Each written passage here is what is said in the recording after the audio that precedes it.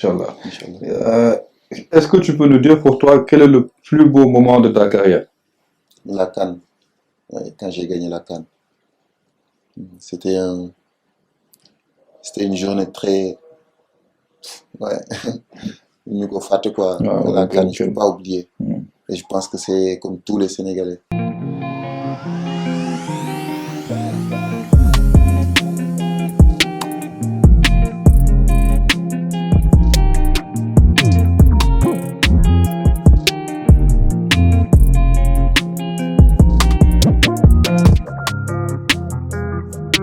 Bonjour tout le monde, bienvenue dans ce nouvel épisode du Duel. Aujourd'hui, comme invité, on a un champion de Grèce, mais surtout un champion d'Afrique, monsieur Pape Cissé. Comment tu vas? Ça va, Ibrahima, et vous? Ça Soyez va, les ça va, ça bienvenus. va, ça va, alhamdulillah. Merci. Alhamdulillah. Du coup, avant de démarrer, est-ce que tu peux nous parler un peu de ton enfance, comment tu as grandi et comment tu étais à l'école? Waaw, bon, comme tous les enfants, xam nga màgg si famille bu mag aussi dëkkoon ak sama papa ak sama yaay après paa bi voyagé ma nekk ak mère bi kase du coup may jàngi di jouer wàllu basket aussi en même temps après à un moment donné ñu dem Pikine bi may gën a nekk xale à l'âge de 14 ans fa la continuer samay études après waaw ma commencé gis gars yi di football ma commencé football di mélanger basket ak football pardon et noonu daal comme xale yëpp après ba yàlla def tey li mu def quoi. Ok. Léegi dans ton enfance yow est-ce que da nga gënoon nekk xale bu turbulent wala xale bu calme nga woon wala ban genre xale nga woon? waaw apparemment xale bu am jom mère bi li mu wax waaw bëriwu moon wax aussi mais xawoon naa dëgër bopp li gars yëpp di wax mais dama dëgër bopp samay choix kese laa daan topp ba tey jii loolu ma dugal sax si football ma ne football laa bëgg def dama kaa topp jusqu'au bout donc noonu la daal après bëriwoon naa ay dugg-dugg xam nga di dem fépp di football yi di guddee ñibbisi paa bi di woote di laajte la moo tax may guddee ñëw li tax basketul ñëw mais bon ak topp gars yi Pikine xam nga engouement bi ñëpp di dem seetaan match nawetaan ñii di football yi donc voilà. Ok, super. Léegi yow à quel moment et comment tu as fait le choix entre football et basket? waaw c'était vers 2009 2010 boobu laa gis sama copain yi may àndal yëpp ñuy jouer football chaque jour man may toog si biti di seetaan je me suis dit je suis un athlète commencé naa def sport maa ngi màgg pourquoi may toog di seetaan nit ñi j'ai pas envie d'être supporter simplement j'ai envie d'être l'acteur même ñu may seetaan après si la commencé di dem si équipe koñ yi di jouer équipe centre de formation yi amoon Pikine di taxawaalu yëpp tey ñu jël ma fii suba duñu ma jël may wóor rek ba benn jour nag benn coach Mass di yor benn équipe nawetaan may dawi géej mu woo ma ne ma kaay mottali ma koy nuyu de passage Mass Cissé après si laa dugg si équipe nawetaan fa laa commencé par la suite moom mu yor benn équipe championnat junior AS Pikine après si laa ko rejoindre mais jamono laa njëkk joué ak Cité Stade D'accord. équipe yi nekkoon Pikine waaw. kon noonu nga intégré AS Pikine quoi. coach boobu laa dem topp quoi ba dem junior AS Pikine. léegi sa intégration AS Pikine nan la demee. waaw ma ñëw mu nekk équipe boo xamante ne xam naa ko nekkoon naa fi supporter aussi doon naa ànd ak ñoom supporters yi di dem di seetaani match partout dans le Sénégal et mu nekk équipe de cœur boo xamante ne dama kaa bëggal sama bopp aussi doon participer si réunion yeeg affaire yooyu noonu ama rek boo nekkee supporter te nga dëkk si gox bi màggee fa juddoo fa aussi donc voilà après mu ñëwee nag adaptation bi yomb na man mi doon yuuxu si joueurs yi tey man la ñuy yuuxu wala di ma encadrer donc mu nekk loo xamante ne nii daf may ma doon dooleel di ma booster aussi pour que ma gaaw progresser. Super. Léegi durant tes années entre junior senior AS Pikine tu as à faire beaucoup d'essais ci ay club à l'étranger yooyu mais apparemment dafa am benn essai boo xam ne moo la marqué woon nga doon marqué. on peut dire mooy l'essai à Montpellier est-ce que tu peux nous en parler un peu. waaw dem naa ay essais yu bëri après bi ma commencé jouer junior AS Pikine si la ay recruteurs ñëwoon fii organiser un tournoi fekk boobu ñu ngi nekk champion de junior au Sénégal ñu ñëw def benn tournoi si la joué ay recruteurs yi jël ma yóbbu ma joué benn tournoi à Caen après bi ñu paree Montpellier gis ma aussi ma dem def foofu 6 mois avec un collègue Mamadou Ndiaye c'était entre 2011 2012 bi ñu nekk champion de France Montpellier. Waaw en ce moment le Montpellier bëggoon ma mais avec l'équipe B pas l'équipe première donc parce que maa ngi amoon 17 ans donc ñu doon xaar aussi sama sélection en équipe nationale parce que amagu moon sélection joué gu moon junior yooyu yëpp parce que c'était la loi française aussi. Donc bi ñu ñëwee nag ba commencé intégrer après ñu changé directeur sportif ñu ñibbi si Sénégal ñu promettre ma damay signer du coup quand je suis rentré ñu war a retourner après mu jëw ma signer mu nekk une déception parce que Montpellier équipe la woon boo xamante ne pour man mënoon naa fa relancer ma tase fekk benn directeur sportif boo xamante ne aussi waaw xaw nañu souffrir loo tuuti xam nga bon après c'est des choses yoo xam comme ni wax rek c'est des choses yu lay former yu lay former mentalement aussi di la dooleel pour nga nekk ku costaud waaw bàyyi nañ ñu fanaan si taw bi affaire yooyu noonu on avait du mal à dormir xam nga sous un toit ñu ngi fanaan benn jour si banc bi donc ma ne xaaral ma lii nii daf may motiver daal. Donc voilà c'est un truc boo xamante ne nii marqué na ma trop. Ok, super. Léegi bi nga ñibbisee après quelques années, un ou deux années plus tard, tu fais partie du fameux parcours de l'AS Pikine en 2014 où vous gagnez coupe, vous faites le doublé coupe championnat. Comment tu as vécu cette saison? Waaw bi ma ñibbisee bon après AS Pikine yoroon Moustapha Seck comme coach mu intégré ma avec l'équipe première donc ma commencé à entraîner di gagner un petit peu d'expérience ak joueurs yu am expérience dans le championnat sénégalais. Après ça ma aussi intégré deuxième équipe bi nga xamante ne moom moo doon dem hivernal donc c'est parti de là affaire yëpp commencé mooy jouer ak coach Alassane Dia année boobu la ñuy jël la ñuy def doublé bi donc c'était quelque chose boo xamante ne nii ça m'a fait plaisir parce que jëlal Pikine trophée c'est quelque chose de très important pour moi à l'époque donc voilà ma nekk ci góorgóorlu ba am 15 matchs je pense en Ligue 1 donc c'était quelque chose boo xamante ne ça m'a donné plus d'expérience et ça m'a un petit peu forgé pour devenir un professionnel. Après, en janvier 2015, tu rejoins la Corse et l'AS Ajaccio. Comment se sont passés les contacts avec le club et ton intégration là-bas? Ouais, en fait bi may jógee Montpellier laa am stage pour dem en Corse direct parce que am na coach bu fa ñëwoon aussi di ma seetaan Pantolini la tuddoon ñëwoon na di seetaan kii bi session yi du coup si la ñu contacté ba mu ñëwee Sénégal sax yàgguma fii damaa ñëwaat rek delluwaat après si laa dem Corse ñu proposé ma stagiaire pro ma signé 6 mois Corse nekk tamit dëkk boo xamante ne nii le président m'a bien accueilli les gens foofu noonu parce que son premier match pro maa ngi koy fàttaliku c'était contre Valenciennes contre kii la woon dañ ma surclassé woon rek si maa ngi woon ak stagiaire pro mu ñëwee après match bi si la ma Pantolini ne daf ma bëgg en pro si la signé professionnel donc ça s'est très bien passé joué ma sax 6 mois yi après voilà adaptation bi gaaw aussi parce que c'est une région méditerranéenne comme ni ko gisee faisait beau xam nga sedd bi dara sonaluñu woon wala Corse moom tamit comme ni ko gars yi di leen réputé c'est pas trop ça xam nga adrénaline lañ soxla donc voilà ça m'a permis ma jàng tamit foofu lu bari Ligue 2 bi c'était quelque chose de bien en fait.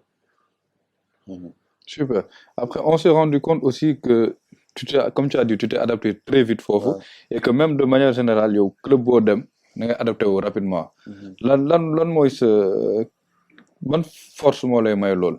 waaw comme j'ai toujours dit j'ai toujours été patient aussi dans ma vie xam nga man yàqamtiwuma lu bari ñu bari sax ma koy tooñee équipe nationale li tax doo kii pour jouer mais xam nga la patience toujours paye comme ni ma ko waxee donc li ma jot a dund Sénégal ça m'a permis de me préparer fu mu munti dem si àdduna parce que Sénégal defe naa bokk na tamit si loo xamante ne da lay forger en tant qu'athlète aussi ñu def métier boo xamante ne nii yeewul rek sotti lépp yeewul rek sotti donc il faudra être patient ba pare mën a adapter aussi toutes sortes de situations blessures xam nga manque de temps de jeu voyage yi annulé affaire yooyu yëpp ça m'a permis de me voilà ak sama copain yi nga xamante ne bàyyi naa leen fii ñoo ma daax football fuuf ëpp ma talent doon ñafe am ñoo xamante ne nii ñoo daan ëpp entraînement si ñooñu laa ëppoon sax lu ma rey ñi ma ëppoon entraînement parce que dama doon bëgg tamit di def double donc yooyu c'est des choses yoo xamante ne mooy demee si benn dëkk rek moom laay njëkk ama impliqué foofu noonu du coup ça m'a permis dëkku ma demee damay adapté wu aussi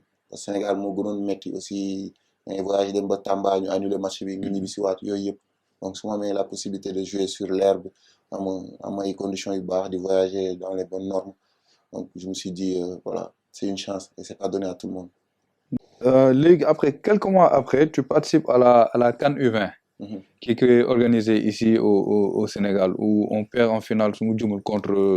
contre Nigeria. Wow. Mhm. Comment tu vis un peu, si on peut dire, entre guillemets, cette première déception de ta carrière? Waaw mu nekkoon une bonne expérience très bonne expérience parce que c'était la CAN en fait et c'était des choses yoo xamante c'était des tournois yoo xamante ne je pense que tous les footballeurs rêvent de jouer des tournois comme ça surtout devant notre public il y a la famille tout le monde donc bi ñu ma convoqué il y avait le coach Koto paix à son âme ñu ñëw mu nekk ma dajeek ay nit ñoo xamante ne ñenn ñi xam naa leen xam nga ñenn ñi joué naa ak ñoom championnat Sénégal donc expérience bu mag la en plus ñu dem ba final bon on l'a perdu malheureusement mais c'est comme ça mais ça nous a permis yenn joueurs yëpp exploser ñu si bëri dem signer di professionnel donc c'était une très belle aventure man moom j'en ai profité Koto joxoon ma aussi xam nga gëdd trop def ma contribuer bu baax sama carrière waaw mu nekk loo xamante ne ça m'a marquera toute ma vie donc voilà compétition bu neex la woon comme ni nga ko waxee rek on rêve tous de jouer ces genres de compétition surtout en tant que patriote nga bëgg défendre sa couleur de pays. Ok, super. Après, en 2017, après 2 saisons pleines en Ligue 2, tu signes en Grèce à l'Olympiakos, une nouvelle étape dans ta carrière.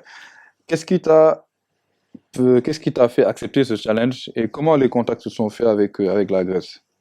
Ok, c'était en janvier 2015 comme vous dites léegi ma joué mi-saison après président Ajaccio moom woon ne ma y a un club qui est en Grèce bu intéressé ci yow ma ne xanaa Panathinaïkos la quoi parce que nous à l'époque ñun Panathinaïkos laa gënoon xam parce que y avait Djibril Cissé ñu ko doon dégg souvent xam nga donc mu ne ma non c'est leur rival ah ben ça fait plaisir donc xaar ma dem pour contrer Panathinaïkos peut-être après mu nekk ay challenge yoo xamante ne nii c'est à relever bon y a beaucoup de gens yoo xamante ne woon nañ laay def Grèce mais aujourd'hui je pense que c'est quelque chose de bien parce que ñëpp a ngi bàyyi xel championnat Grèce am ñu fay signer léegi am na ay copains yu fay dem di signer donc c'est quelque chose boo xamante ne comme ñoo xam ne c'est un challenge à relever donc c'est fait d'accord mu si woon dara xaw ma woon dëkk bi mais bi ma demee alhamdulilah tout s'est très bien passé.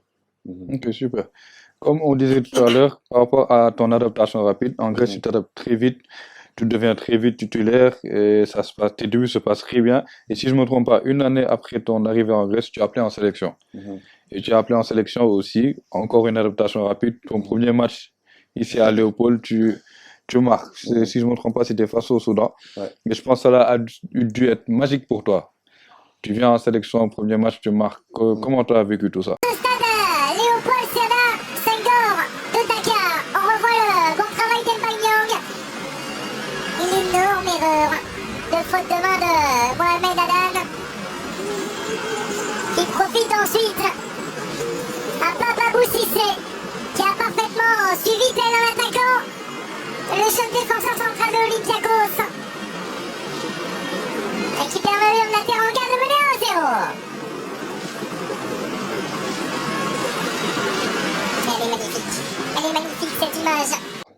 Ouais, avant jour may dem di signer Olympiakos maag sama agent ñu ngi toog si avion bi maa ngi fàttali suñu valise dafa réer ñun ñaar ñëpp après ma ne ko j'espère que sama valise bi naa ko retrouver à Dakar pour mën a jouer contre Soudan mu ne ma ban Soudan mu ne ko dañuy Sénégal day jouer quoi mu ne ma ah ok d'accord parce que j'aimerais bien être parmi l'équipe première donc ça s'est passé comme ça ma dem jouer Olympiakos yàlla def Aliou woo ma ne ma dama lay convoqué après si laa ñëw waaw première sélection premier but waaw lu yàlla tuddoon la rek mais c'était aussi des objectifs bëggoon naa marquer sama empreinte parce que j'ai toujours rêvé de défendre l'équipe première parce qu'on l'a fait avec l'équipe junior plusieurs fois donc bi ñu ñëwee nag ba bokk si match boobu noonu à la base j'étais même pas parmi les 23 parce que Aliou 28 le convoqué woon je me rappelle double confrontation doon ñu ma nekkee am ay blessé am ñu sorti affaire yooyu noonu du coup voilà la chance était là je l'ai saisi mais alhamdulillah quoi adaptation bi comme ni ma waxee rek Mm. c'est toujours pareil football la il y a beaucoup de gens qui aimeraient être à ma place aujourd'hui am ñoo xamante ne tey amuñu tànk sax pour jouer te rêvé woon nañu footballeur am ñoo xamante ne nii tamit bëgg nañ football ils ont pas la santé donc yooyu yëpp boo koy boole ci sa mental boo duggee ci terrain aussi il faut que tu t'adaptes très vite et pour saisir l'opportunité donnée. Mhm. Super. Après, l'année suivante, tu fais partie de l'épopée du Sénégal à la CAN en Égypte. Mhm. En 2019, où on perd en finale. Final contre C'est un peu une nouvelle désillusion vu qu'il y avait la finale perdue en 2015 pour toi. Mhm. Comment tu le vis? Comment tu as vécu cette première CAN pour toi? Wow, tout sentait bon jusqu'à la finale. Il y avait un groupe, comme vous l'avez vu, un groupe très soudé. ñoo xamante ne nii amul woon xale amul woon ndaw ñëpp a nekkoon benn. Mais bon, c'est le foot. Ça nous a permis aussi l'année d'après ñu gagner la CAN. Et loo gis rek ay jàngat la ci àdduna. waaw bi ñuy dem bi ñuy taxali ko après finale bi ñu defee réunion buntu palais Aliou mu ngi naan l'année prochaine ce sera la meilleure ñun tamit on y croyait et au final noonu la demee mais c'était une grande déception aussi parce que euh, on y croyait tellement ba xam nga voilà même je pense que même tous les Sénégalais à chaque fois ngay def ay étapes mais loo gis rek ci àdduna ay étapes la xam nga yaa ngi def nànk-nànk soo seetloo année d'avant bi ñu doon toogee ay quart de finale demi-finale ba egg ci finale après coupe bi topp ci donc dañ koy santé borom bi rek ça veut dire que c'est le fruit du travail donc am na ñu fi jaaroon doon préparer loolu noonu fekkewuñu ko woon ba demi-finale bi après ñiy ñëw ba finale après ñeneen ñi ñëw jël coupe bi donc noonu la quoi. Après, année bi stop, en 2020, tu fais ton premier doublé en Europe. Tu gagnes tes premiers trophées en Europe. Mhm. Vous faites le doublé Coupe Championnat en Grèce. Ça a dû être une belle saison. Ouais. Bon, Olympiakos, je peux juste me souvenir que de bons souvenirs comme ñu koy waxee rek. Olympiakos, c'est devenu ma famille parce que mes deux enfants sax fa lañu juddoo. C'est un pays boo xamante ne ni awma fa sens interdit peu importe kii bi. Donc cette année-là 2020 mu nekkoon année boo xamante ne ni waaw c'était remarquable année boo xamante ne la tamit on s'est battu pour obtenir même triplé lañ bëggoon sax parce que amoon na beneen compétition boo xamante ne ñu ngi ci doon daw mais bon yàlla jox ñu ñaari des moments yoo xamante inoubliables parce que kuy football rek bëgg nga denc sa armoire benn trophée donc voilà bokk na ci trophée yi ñu gagné dañ koy santé borom bi waaw mu nekk année boo xamante ne nii tamit mën ma koo fàtte quoi. Super. Après, l'année qui a suivi, en janvier 2021, tu es prêté à l'AS Saint-Étienne, où tu fais une très bonne moitié de saison, qui ça se passe très bien. Comme d'habitude, tu t'adaptes très vite. Mais après, les supporters stéphanois se sont demandé pourquoi tu n'es pas resté. Et qu'est-ce qui s'est passé pour que tu ne sois pas resté à Saint-Étienne? Oui, à la base, Saint-Étienne defoon nañ offre encore, mais c'est juste que Olympiakos moo bëggoon préparer Europe. Donc, il y avait une option à relever, mais ils l'ont pas fait parce que aussi Saint-Étienne mu ngi nekkoon ci crise période boobu noonu. Du coup, moi, je voulais rester vraiment. Je voulais vraiment rester parce que Saint-Étienne aussi, ça m'a permis aussi de s'exprimer. En plus, championnat la boo xamante ne c'est très suivi.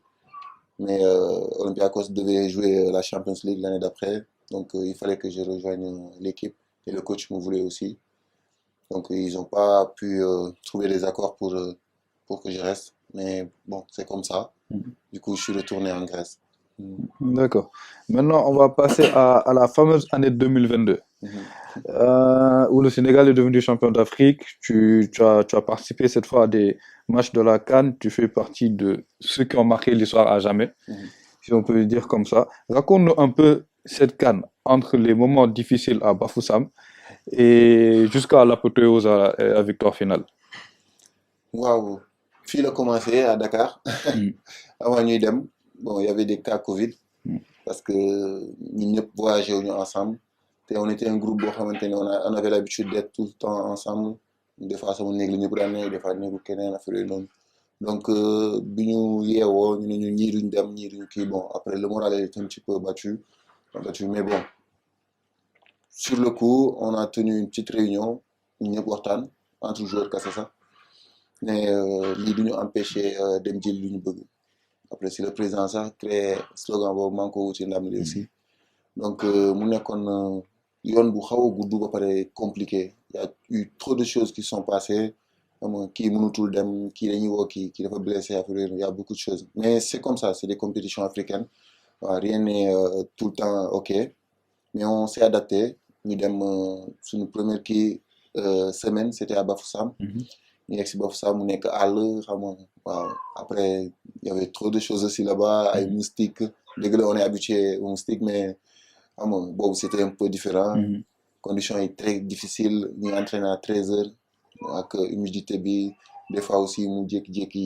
naaj ba doo xam nu mu demee mais voilà c'était un parcours de champion parce que yooyu noonu boo koy dund rek yàlla am na lu la dencal lu dàq li ngay dund nii donc ñu sante ko borom bi dem nañ ba foofu après ñu jugee Bafoussam pour dem Yaoundé ñu demee Yaoundé c'était un peu le confort mais on s'est pas relâché parce que Aliou il veille tout le temps sur ça nos capitaines nos anciens aussi parce que tamit équipe bi dafa am tuuti jeunesse te xam nga jeunesse moom il faut nga leen di encadrer tout le temps donc voilà ñëpp ñu nekkaat si xam nga ñu doon wax sax dañoo doon toog Bafoussam ba final bi après nag ça nous a permis d'enchaîner match yi ñëw ba jusqu'à la finale mu nekk chaque journée rek y a quelque chose à expliquer et jusqu'à la finale yàlla def ñu am si ndam lu kawe xam nga mu nekkoon ndam boo xamante ne c'était pour le peuple sénégalais parce que c'était un trophée boo xamante ne nii on l'a trop attendu.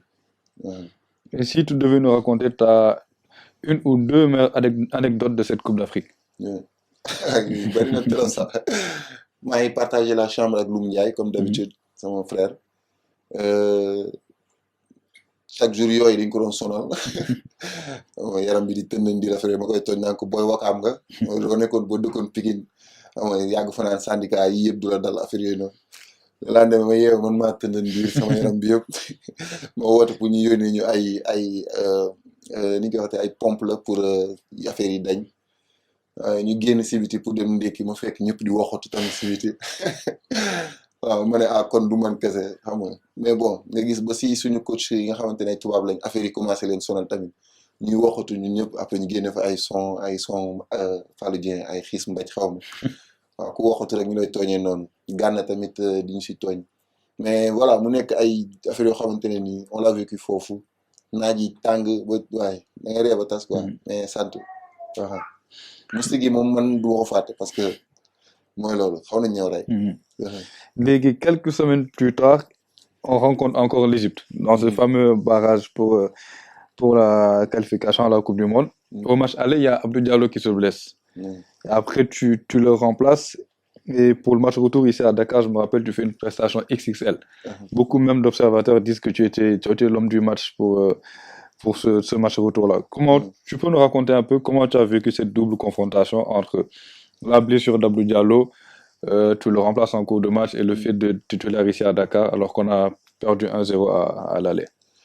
Waaw avant sax may ñëw en sélection j'étais blessé normalement ñëw sax parce que j'avais eu le genou tourné 2 jours avant sélection maa ngi rappelé wu contre Ofi la ñu doon joué ba suñu docteur dafa waxoon sax du ma ñëw ma ne ko pour la nation je suis prêt à tout et je sais que je suis pas vraiment blessé il faut juste que je me repose peut-être et pour ñëw équipe nationale tamit daf ma doon jaral lu nekk donc voilà ba léegi sax bi ñëwee ñu préparé kii bi maa ngi entraîné veille match bi si la ma Aliou ne ma ça va t'es ok pour t'entraîner ma ne ko waaw ma ñëw jour match bi tout se passe bien ñu toog si banc bi ñu joué 4 minutes Abdou am ñee dugal defe naa après 5e minute Abdou blessé après Aliou ne ma pour me préparer ma dugg bon comme lu ñu wax rek c'est des opportunités man football jàppewu ma ne ay chance sax bon chance opportunité c'est un petit peu synonyme mais bon damay jàpp ne c'est des moments à saisir du coup il y a beaucoup de jeunes sénégalais yoo xamante ne ñu ngi rêvé tey nekk si sama place wala place su Koulibaly wala place su Sadio ñoom tamit ñu ngi bëgg jouer genre match yooyu noonu donc je me suis dit c'est un match boo xamante ne nii c'est à l'extérieur on perd 1-0 en ce moment faut juste ne pas encore prendre de but et essayer de marquer bon yàlla def ñu perte match bi mujjee 1-0 du coup très vite, on s'est ressaisi, on s'est dit, nous qualifier sur un nouveau stade. Parce qu'on savait déjà qu'on allait jouer au stade Abdoulaye Wade. Donc voilà, les Sénégalais nous attendaient, on était positifs. Et ce qui me plaisait beaucoup dans l'équipe, nous tout le temps on était positifs. Peu importe la situation, on est tout le temps positif. Donc voilà. Au retour, nous avons consulté blessure Abdou bi après mon talk 2 semaines. Abdou est venu me voir. Je sais que tu attends beaucoup de fois, tu as toujours été correct avec nous, même si on est des titulaires. Tu as toujours été correct, mais c'est ta journée aujourd'hui. Fais-moi plaisir, je sais que tu peux le faire. Voilà, ça m'a touché. C'était le dernier message que je me avant de terrain. Et puis voilà, nous avons terrain. Moi, je dirais papa aussi, c'est vrai que. Après, en octobre 2022, il y a un petit incident, si on peut l'appeler comme ça, avec ton club à l'Olympiakos. Un petit souci avec l'entraîneur lors du match de l'Olympiakos qui l'opposait à Karabakh.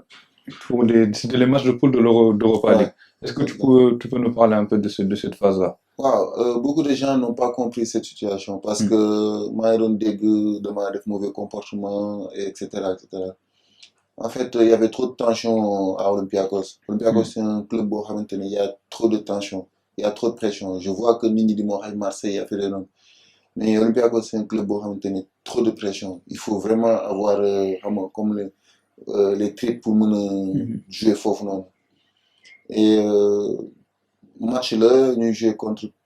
Fait que semaine dernière, on a perdu beaucoup de matchs, on a fait des matchs nuls. Pas perdu ça parce que Olympiakos, rappelez-moi, il faut beaucoup de défaites. Match nul, ça, supporters, ils sont exigeants. Et il voulait faire virer le coach parce que c'est un coach espagnol, Boufanekon. Et nous jouons match il y a la limite de frais sur les grands tomes, les tech, il y a je joue comme ancien, je me rappelle, avec Fortunis. Ici, il n'y a pas un nouveau, il y a Marcelo, il y a un nouveau, il y a une pression. Et j'ai perdu un ballon au milieu, on est contre-attaque, fait qu'on gagne 1-0, nous on égalisé. On voulait la victoire, nous on égalisé. Après, supporter les maires, mais sur le coup, le coach m'a sorti. Il m'a gagné, bon, il m'a gagné, parce qu'il va faire non. Après, un supporter, saga. Te yàgg na ma tàccu. Après noonu après ma def ko nii ma ne ko désolé ma ne ba toog si banc bi mu continue di saaga après noonu ba sànni benn bouteille d'eau quoi. Après si la tourné ma génne sama maillot wan ko quoi. Ne ko tu te rappelles de Cissé ou tu vois un autre Cissé. Après mu saaga en grec. Après supporter gis maillot bi ma ko wan nag mooy bi ma defee nii. Après ça. C'est parti un petit peu mais c'était une soirée ça arrive dans le foot et je l'ai bien pris et c'était une leçon aussi ma jàng ci supporter moo ëpp doole joueur parce que moom mooy dëkk foofu mais joueur mën na toxu suba ça m'a permis de me ressaisir. léegi yow nettali ma am ba seen match boobu contre Arsenal. Parce que je pense que j'avais en face Lacazette ak Aubameyang je crois Aubameyang waaw. maa ngi joué donc Ousseynou Ba sax ak si jour boobu noonu waaw match boo xamante ne Sénégal yëpp ko doon xaar danaa jour guddi àjjuma la comme ni koy tooñee di wax mu nekk match boo xamante ne nii ñëpp ko doon préparé xamoon daal def ma ñëw dama blessé woon dama feebaroon ma ñibbisee nag coach bi def ma titulaire je l'ai bien préparé waaw ñu ñëw ñoom ñoo gagné à l'aller 1-0 bu ñu gagné ñun 2-1 ni ñuy qualifié ñu ñëw jouer une première mi-temps match bi jeex ñu dugg vestiaire maa ko Ousseynou Ba sama copain sénégalais bi ñoo tax ma ne ko Aubameyang kii lay dawal de Ferrari te ñu ñaar kilo Renault la ñu war ñoo gagné tey de doom day dara du fi romb tey wax dara waaw mu nekkoon sama compère axial boo xamante ne nii on s'entendait du ñu wax sax des fois si match yi ku ne xam na looy def rek affaire mais ñu jóge mi-temps ñëw waaw corner am ñoom ñu mënoon jël à 2 après ma tayle leen 12 parce que xam naa ñoom seetaan suñu vidéo année boobu noonu tamit li ma doon dugal say mbëkk moo ëppoon après may waxtaan ak Aubameyang nii di ko tooñ naa ko ki nga war a marqué mooy nekk nii man la Gazette laay dem taxaw si wetam wala David Luiz rek ma gis concentré wu woon rek bal bi romb rek ma dem ma attaqué premier parce que gis naa Youssef yóbbaale ligne bi foofu day libre quoi après mu dugg ma teg sama bopp après ñu 1-0 1-0 ñu joué ba dem prolongation ñoom ñu égaliser ma defe naa période boobu un but contre double à l'extérieur waaw après ñu dem ba temps bi di waay jeex El Arabi Youssef teg tànk bal bi dugg mu nekk defe naa mooy match bi ma gën a marqué si sama carrière biir Emirates et match bu ma neex la parce que y avait trop de trucs qui se sont passés si semaine yooyu noonu ma jóge hôpital ama ñëw jouer benn match coupe blessé waat affaire yooyu noonu ñëwaat ama juste rek sama premier match mu nekk match bu mag contre Arsenal en plus Arsenal nekkoon sur mes viseurs ñu ma bëggoon instant yooyu noonu donc il fallait que je me montre daal voilà mais alhamdulilah tout s'est bien passé ñu qualifié. Super. Quelque temps avec ce petit incident-là à l'Olympiakos, tu es sélectionné pour participer à la Coupe du Monde avec le Sénégal. Qu'est-ce que ça fait de sélectionner pour un tournoi comme ça, pour représenter ton pays? Wow, j'ai toujours eu comme objectif, mais j'aimerais gagner toutes les compétitions qui existent ici football, sauf Euro, parce que du monde européen, c'est sama nation du monde dem Europe. Donc Coupe du Monde nekkoon aussi rêve de petit parce que mon objectif parce que bi ñu seetaan ñoom Henri Camara ñoom El Hadji Diouf Fadiga ñu joué Coupe du Monde donc day nekk loo xamante ne nii lu ma neex la bi ñu sélectionné nga alhamdulilah encore une fois bi ma bokkee si parmi les 1000 et quelques joueurs yi nekk Sénégal ñu boole ma si pour ma mën a dem représenter le Sénégal c'est une fierté ak contentement bu mag a mag xam nga mënoo exprimer sax sa joie. Du coup ñu dem voilà préparer wu participer si waaw donner tous les moyens yi ñu amoon mais yàlla def xam affaire yi voilà yeggul ni ñu ko bëggee woon. Et qu'est-ce que ça te fait? Tu as été titulaire le premier, je pense les 2 premiers matchs. Ouais. Tu as joué les 2 premiers matchs. Qu'est-ce que ça t'a fait de jouer une Coupe du Monde, en plus la Coupe du Monde au Qatar, et même si le Sénégal a perdu en 8e de finale, comment tu as vécu cette Coupe du Monde? Wow, je l'ai très bien vécu, alhamdulillah. Il y a eu, je pense, Fodé qui s'est blessé. Aliou m'a dit que j'allais être titulaire. Du coup, veille de match. Et Abdou qui est passé à gauche. Donc, on a fait un très bon match jusqu'à la 67e, 68e. Et on se prend ce but. Mais bon, c'est comme ça. Et je disais tout le temps, c'est les détails qui comptent. Et c'est sur ces détails-là qui nous ont marqué ce but. Mais voilà, on n'a pas démérité en fait. Parce que il y a beaucoup de gens qui nous craignaient aussi. Mais on a montré pourquoi les gens nous craignaient aussi. Parce qu'on s'est battu comme des lions. On s'est donné à fond, voilà, jusqu'en 8e de finale. Moi, personnellement, j'ai très bien pris. Je suis satisfait de ce parcours. Et en espérant aussi y retourner, Inch'Allah. Inch'Allah. On peut dire que tu sors un peu d'une saison un peu compliquée avec Adana Demirspor. Est-ce que tu peux nous en parler un peu brièvement et quels sont tes objectifs pour les saisons à venir? Ouais, je viens de résilier avec Adana parce que Adana c'est un club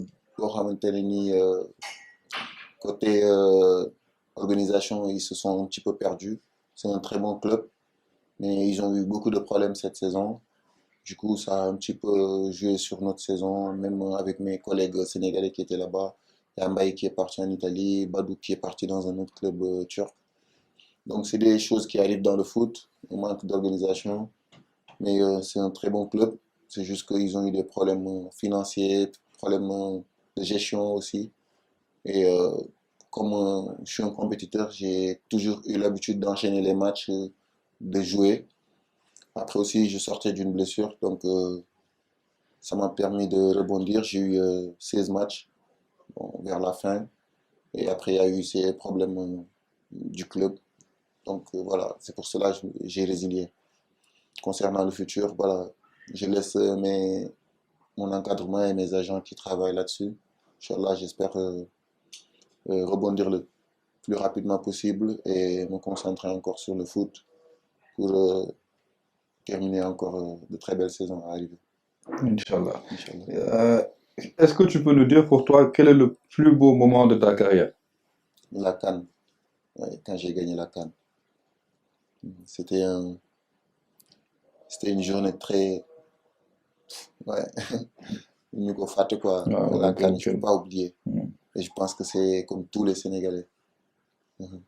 Et quel est le moment le plus douloureux de ta carrière?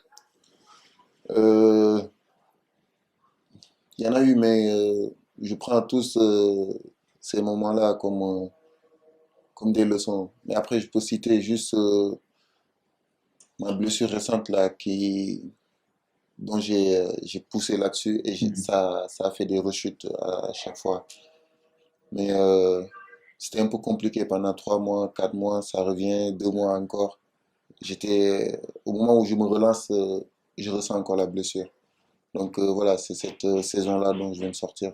Inch'Allah, je pense que c'est le passé et que voilà, les années qui vont venir seront plus belles. Inch'Allah. Et pour toi, quel est le coéquipier qui t'a le plus impressionné dans ta carrière?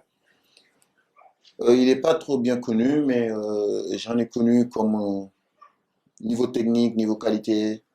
Je parlerai d'un collègue à Olympiakos, Fortunis. Mm. Euh, c'était, euh, C'était qualité en fait. Quand je parle de qualité, c'est toucher, c'est contrôle, etc.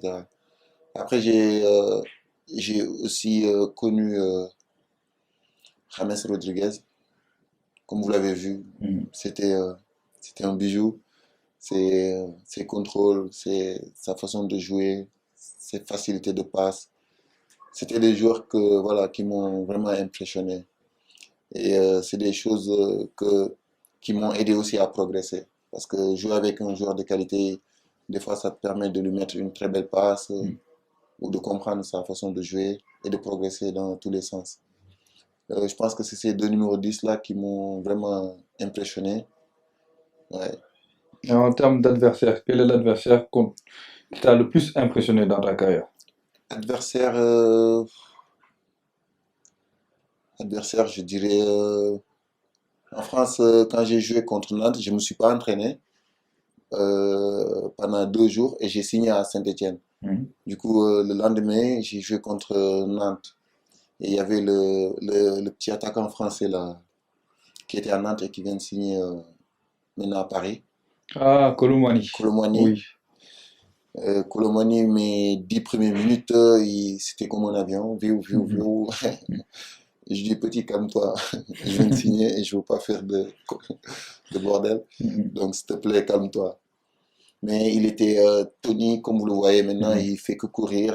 Il m'a fatigué ce jour-là. Je Mhm. pense que c'est le seul que j'ai connu comme un attaquant qui m'a un petit peu fatigué. Mhm. Mais le reste, c'est des duels 50-50. Mhm. Tu vois, des fois, je prends le dessus parce que des fois, si j'étais pas en face des attaquants qui couraient beaucoup. Mhm.